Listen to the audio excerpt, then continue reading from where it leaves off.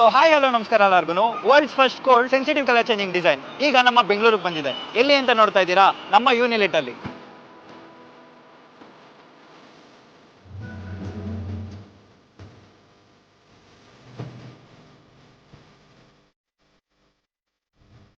World's first cold sensitive colour changing design ಇದು ಹೇಗೆ colour change ಆಗುತ್ತೆ ಅಂತ ಈಗ ತೋರಿಸ್ತೀನಿ.